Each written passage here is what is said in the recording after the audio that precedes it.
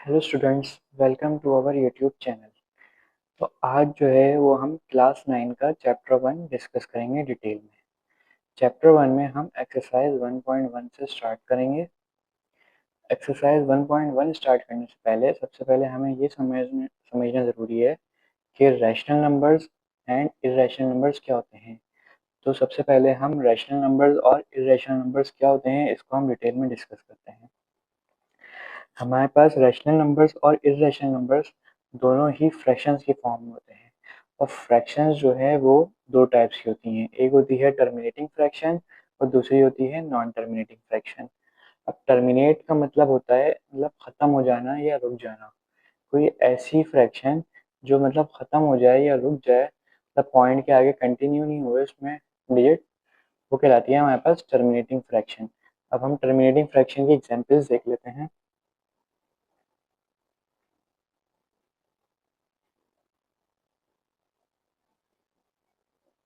तो terminating fraction की examples हमारे पास जितने भी हमारे पास होल नंबर्स होते हैं, मतलब जीरो से लेके 1 2 3 टू इन्फिनिटी, मतलब जितने भी हमारे पास होल नंबर्स होते हैं 1 2 3 4 5 टू कंटिन्यू, ये सारे हमारे पास टर्मिनेटिंग फ्रैक्शंस होती हैं। क्योंकि इसके बाद पॉइंट में आगे डिजिट कंटिन्यू नहीं हो रहा, मतलब एक जगह रुक गया और मतलब टू के नीचे कुछ नहीं है तो वन है, वन को हम जैसे कंसिडर नहीं करते हैं तो वो टू कहलाएगा। ये हमारे पास टर्मिनेटिंग फ्रैक्शन है और जितनी भी टर्मिनेटिंग फ्रैक्शन होती हैं वो हमारे पास रैशनल नंबर्स होते हैं। इसकी हम दूसरी एग्जांपल ले लेते हैं, जैसे कि 2/4। 2/4 का मजीद सॉल्व करेंगे तो 2 1 2, 2 2 4, ये आ गया 1/2। 1/2 को हम सॉल्व करेंगे, पॉइंट लगाया हमने, जीरो बढ़ाया, 2 5 10, तो इसका आंसर आ गया हमारे पास 0.5। अब ये भी हमारे पास टर्मिनेट हो गया, मतलब 0.5 आगे हमारे पास कंटिन्यू नहीं हुआ, तो ये भी हमारे पास कहलाएगी टर्मिनेटिंग फ्रैक्शन।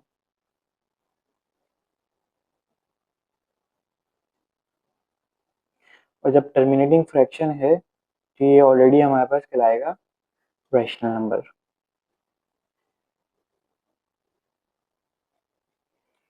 ठीक है, अब हम मजीद एग्जांपल ले लेते हैं, जैसे कि 5/10। तो हम जब सॉल्व करेंगे 5 1 5, 5 2 10, आंसर सेम आया हमारे पास 1/2। 1/2 आया मतलब 0.5। 0.5 हमारे पास टर्मिनेटिंग फ्रैक्शन है। टर्मिनेटिंग फ्रैक्शन क्या कहलाती है हमारे पास? Rational numbers. ये भी हो गया हमारे पास रैशनल नंबर। हम और मजीद एग्जाम्पल इसके सॉल्व करते हैं, जैसे कि 6/2। 6/2 को जब हम सॉल्व करेंगे, 2 1 2, 2 3 6 का आंसर आया 3। अब 3 भी हमारे पास टर्मिनेट हो गया है, जैसे कि हमने पहले डिस्कस करा था कि 3 होल नंबर है, तो ये कहलाएगी हमारे पास टर्मिनेटिंग फ्रैक्शन, और टर्मिनेटिंग फ्रैक्शन हमारे पास होती है रैशनल नंबर्स। तो ये सारी रैशनल नंबर्स की एग्जांपल्स हैं। एक एग्जांपल हम और ले लेते हैं, जैसे कि 3/5। 3/5 को जब हम सॉल्व करेंगे, पॉइंट लगाया हमने, जीरो बढ़ाया, 5 6 तो आंसर आया 0.6। 0.6 भी हमारे पास जैसे टर्मिनेट हो गया है। जो टर्मिनेट हो जाती है वो टर्मिनेटिंग फ्रैक्शन कहलाती है, और टर्मिनेटिंग फ्रैक्शन हमारे पास होते हैं रैशनल नंबर्स। तो ये सारी जितनी भी हमने एग्जांपल्स देखी हैं, ये सारी टर्मिनेटिंग फ्रैक्शंस हैं, और टर्मिनेटिंग फ्रैक्शंस हमारे पास रैशनल नंबर्स होते हैं।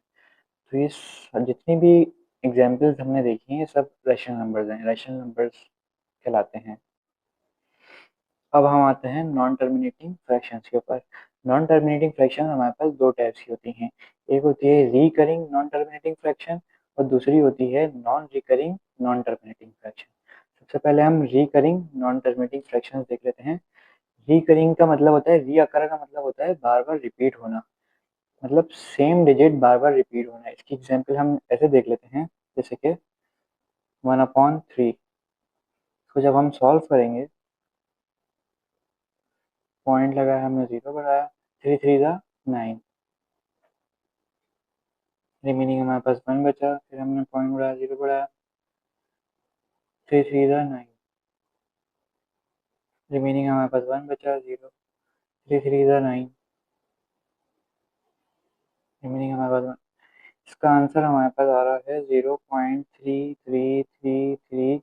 ये कंटिन्यू होगा, कंटिन्यू होगा तो मतलब ये हमारे पास नॉन टर्मिनेटिंग फ्रैक्शन है। जो मतलब पॉइंट के बाद डिजिट हमारे पास कंटिन्यू हो जाए वो नॉन टर्मिनेटिंग फ्रैक्शन है, और डिजिट हमारे पास अगर सेम रिपीट हो रहा है, जैसे 0.333 3 डिजिट सेम रिपीट हो रहा है हमारे पास, तो ये कहलाएगी रिकरिंग नॉन टर्मिनेटिंग फ्रैक्शन।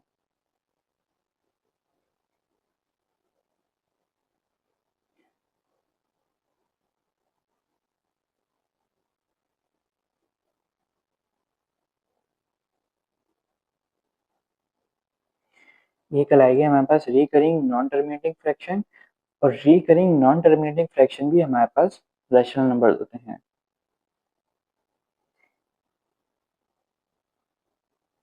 ये बात आप हमेशा याद रखिएगा कि रिकरिंग नॉन टर्मिनेटिंग फ्रैक्शन भी हमारे पास रैशनल नंबर्स ही होते हैं। जो नॉन टर्मिनेटिंग फ्रैक्शन में रिकरिंग फ्रैक्शन होगा वो भी हमारे पास रैशनल नंबर ही कहलाएगा। इसी एग्जाम्पल हम एक और ले लेते हैं, जैसे 3/9 को मजीद सॉल्व करेंगे। 3 1 ज़ा 3, 3 3 ज़ा 9। तो जब हम मजीद सॉल्व करेंगे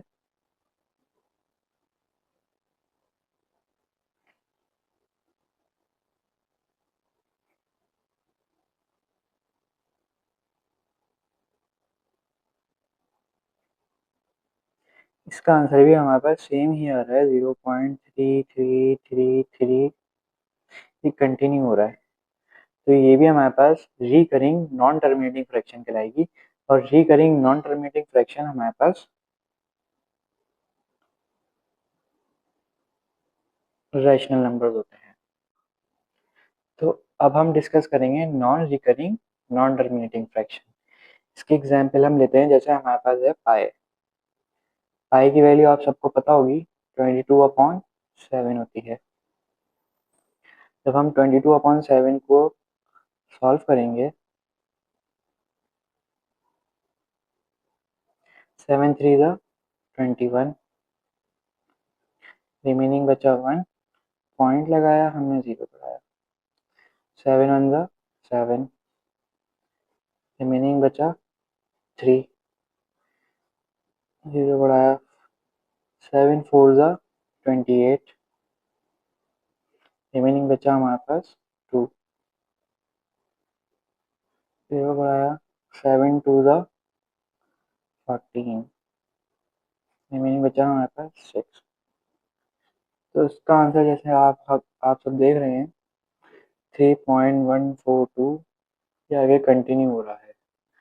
लेकिन इसमें जैसे हमने पहले डिस्कस किया था, रिकरिंग फ्रैक्शन में हमारे पास सेम डिजिट कंटिन्यू हो रहा था, लेकिन इसमें हमारे पास अलग अलग डिजिट कंटिन्यू हो रहे हैं, इसमें मतलब सेम डिजिट नहीं है। तो ये कहलाएगी हमारे पास नॉन रिकरिंग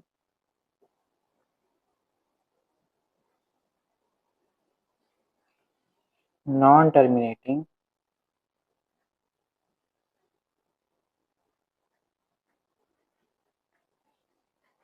ये कहलाएगी हमारे पास non recurring non terminating fraction. और जो non recurring non terminating fraction होती हैं वो ही हमारे पास असल में इर्रेशनल नंबर्स होते हैं।